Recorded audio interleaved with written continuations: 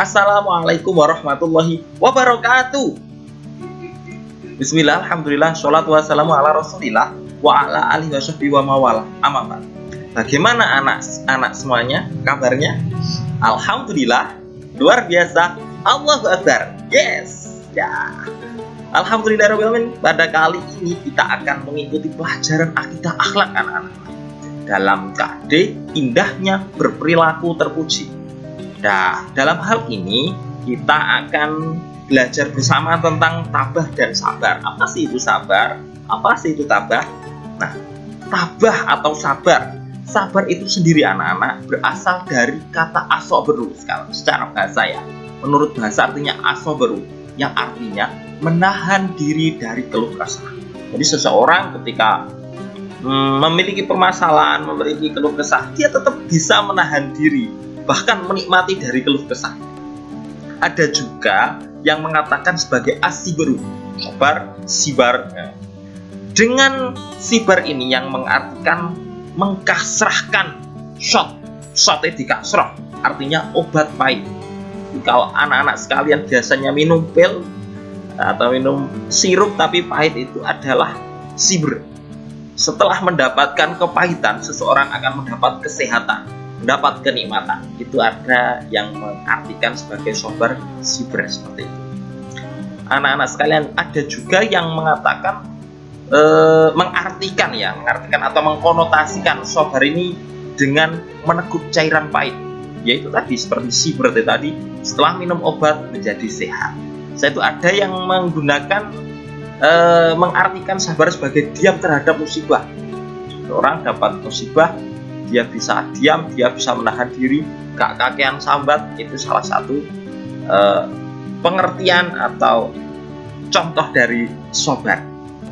Dan juga berteguh hati atas aturan-aturan Al-Quran dan As-Sunnah. Ini salah satu sabar ala taat ya. Ketika seseorang sabar ala taat, dia akan tetap beribadah kepada Allah, melakukan sunnah-sunnah Rasulullah meskipun halangannya banyak. Selanjutnya, ada yang mengartikan juga sabar ini sebagai kata-kata, sebagai pewujudan dari tidak mengadu. Jika dia dapat permasalahan, dapat hal yang menurutnya berat, nggak gampang mengadu karena khawatir kalau dengan mengadu seseorang pandangannya akan menjadi berbeda pada orang lain. Tadinya berpandangan baik, berubah menjadi tidak baik karena kita adukan. Jadi orang sabar ini sangat sulit sekali anak-anak sekalian. Jadi seorang yang sabar itu ibarat memegang bara api yang panas. Ketika dilepas, bara api tersebut akan mati dan akan ketika dipegang tangan kita yang terasa panas. Itulah ibarat orang yang sabar.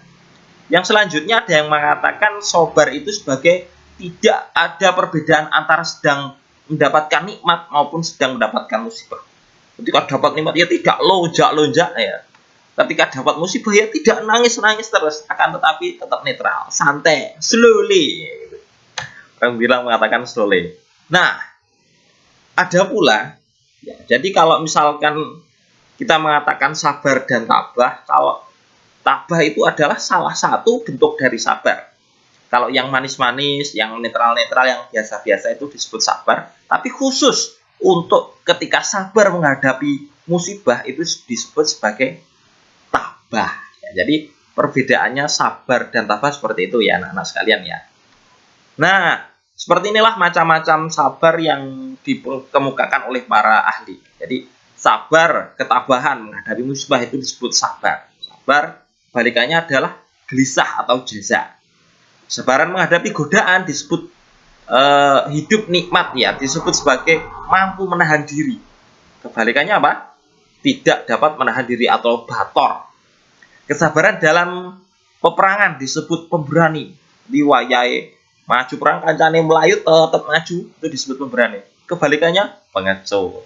Kesabaran dalam menahan marah disebut santun. Walaupun marah betul tapi nggih monggo ya. Kebalikannya adalah kebalikannya adalah tazamur atau nggak sabaran lah, gampang marah. Kesabaran dalam menghadapi bencana ya, yang mencekam disebut lapang dada. Kebalikannya adalah sempit dada, dikit-dikit takut, dikit-dikit lari, dikit-dikit ampun. Nah, kesabaran dalam mendengar gosip disebut mampu menyembunyikan rahasia. Kebalikannya apa? Ember. Dikasih rahasia dikit-dikit ceritakan sampai sana, beber sini, beber sana. Kesabaran terhadap kemewahan disebut zuhud. Ya. Kebalikannya hirs atau kedunyan, biasanya bahasa Jawanya disebut.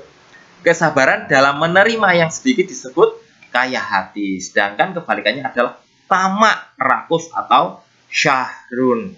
Syarahun. Jadi gampang-gampang mengharapkan sesuatu pada selain Allah atau pada manusia itu disebut tamak. Ya, itu anak-anak sekalian tentang sabar, tentang tabah. Nah, pesan-pesan dari Pak Rofi yang dapat kita aplikasikan dalam kehidupan sehari-hari. Jangan berhenti menjadi orang yang sabar, anak-anak ya. Di waktunya ngaji ya ngaji, walaupun godaannya teman ngajak menerbangkan layangan, teman ngajak main ke sana ke sini, tapi waktunya ngaji, waktunya dunia ya dunia, tapi waktunya main ya main, nggak masalah lah. Dan tetap membanggakan orang tua dan guru. Kalau anak-anak sudah membanggakan orang tua dan guru, insya Allah kita akan menjadi putra-putri yang solih dan solihah. Terima kasih Pak Rofi. Cukup sekian. Akhirul kalam. Wallahu muwaffiq ila aqwamit thoriq. Wassalamualaikum warahmatullahi wabarakatuh. Dan jangan lupa Kak Rocky jalan dek pare, like gelem subscribe lancar segini. Salam.